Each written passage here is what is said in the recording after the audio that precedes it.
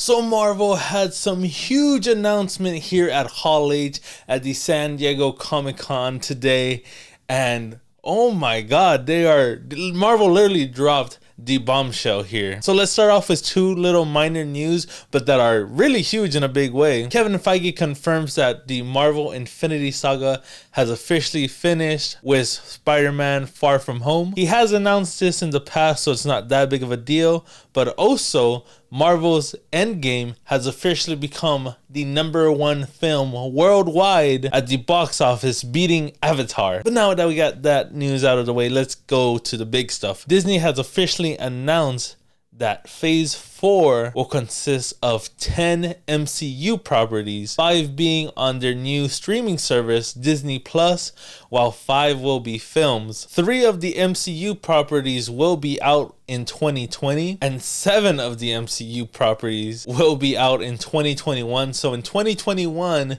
we are definitely gonna be getting a lot of MCU related media. Even though there is gonna be 10 MCU properties in the next 2 years, I don't think this is the entire Phase 4. I feel like this is Phase 4 in the next 2 years, while there will definitely be some more announcements to come for later Phase 4. But anyways, let's get started with all the Disney Plus streaming shows that we'll be getting. Starting off with Falcon and the Winter Soldier, which will be coming to Disney Fall in 2020. Not much is said other than this new logo that we have, which of course, if you saw Endgame, which being it is the #1 worldwide film, I'm guessing you did, which will start Falcon, which is the new Captain America, of course. And it is said that the villain will be none other than Captain America's Civil War's villain, Baron Zemo. I'm guessing he's probably gonna escape his prison or something, and it is the mission for Falcon and the Winter Soldier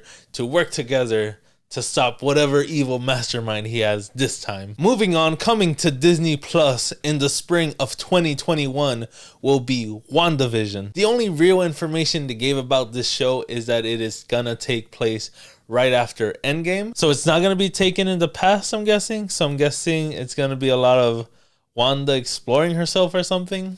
With Vision, I'm guessing, because Vision's dead unless she makes another Vision. I don't know. I'm very interested to see where they take this show, even though this kind of looks like a throwaway one for me. But also coming to Disney Plus in the spring of 2021 is the Loki show, which I swear, just the logo on this looks terrible. Hopefully the show is a lot better. We're not basing the show on the logo alone, but yeah, I'm not a fan of this one. Then coming to Disney Plus in the summer of 2021 is What If. It will be the MCU's first little animated series of what if this happens instead of what actually happened in the MCU. And if you look at the cast, a lot of people are returning for their roles that they originally played in the MCU. So I'm gonna guess we are getting some very interesting what if scenarios, such as what if the blip never happened and just a snap happened and Thanos won? Or maybe seeing that Michael B. Jordan's here in the cast, what if Killmonger lived?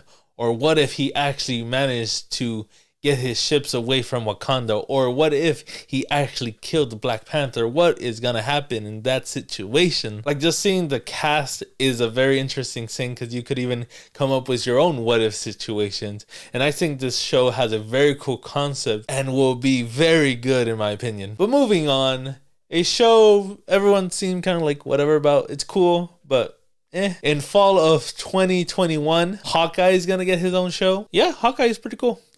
Not gonna complain.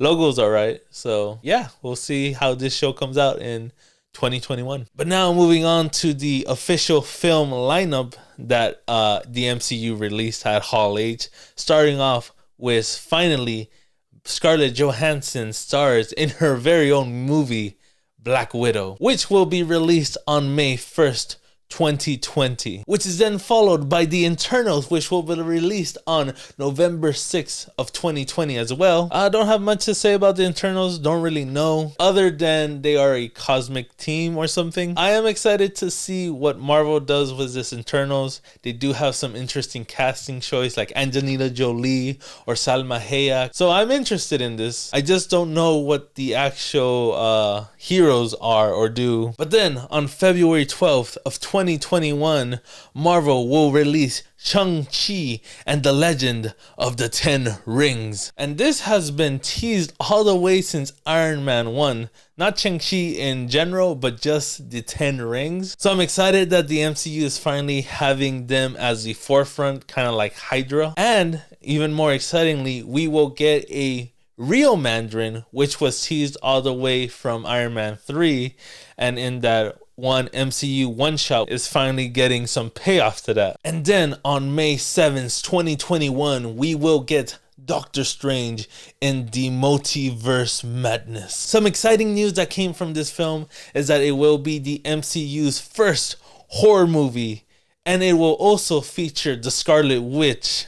So this is very exciting. 2 magic users. I think it was rumored that they're gonna fight Nightmare. I'm not 100% sure if that was confirmed at Comic-Con or if it's just a rumor that is spreading, but there's that. And then finally, the last movie to get an official release date on November 5th, 2021, which is Thor: Love and Thunder, which of course will be directed by Taika Waititi, which was the director of Thor Ragnarok. So not only are we getting Chris Hemsworth returning as Thor, we're also gonna have Valkyrie back in the film, and returning as her role as Jane Foster is Natalie Portman, and she will be a female version of Thor. That one's pretty cool, especially since Natalie Portman did do interviews where she said that she wasn't going to return to the MCU because their relationship was kind of like, eh. So I'm glad she's back, and I can't wait to see what Taika Waititi does with her as a female Thor. Well, those were all the official announcements. Right at the end of the Hall H panel,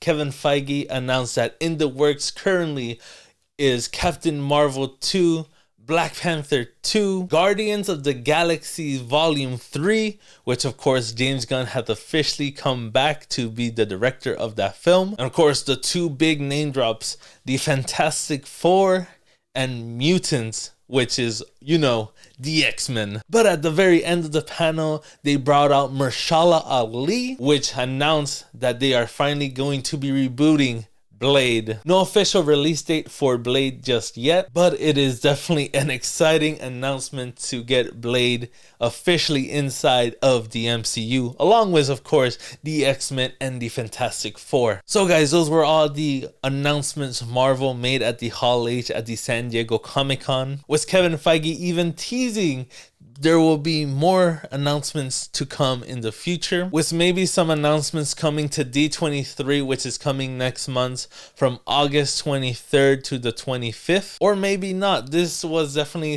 very huge announcements that Marvel made, dropping 10 properties at once with huge announcements and details. And yeah, these next 2 years, we're gonna get consuming a lot of Marvel content, and I'm very excited about that. I'm definitely gonna be getting that Disney Plus subscription. So guys, what MCU property, whether it's a Disney Plus show or a movie, are you most excited for? Let me know down in the comments below. If Marvel blew your mind as it did mine, make sure to drop that like. If you're new here and want to see more theme park fun, nerd stuff, and just fun stuff in general, make sure to hit the subscribe button. And as always guys, I hope to see you all in the next video.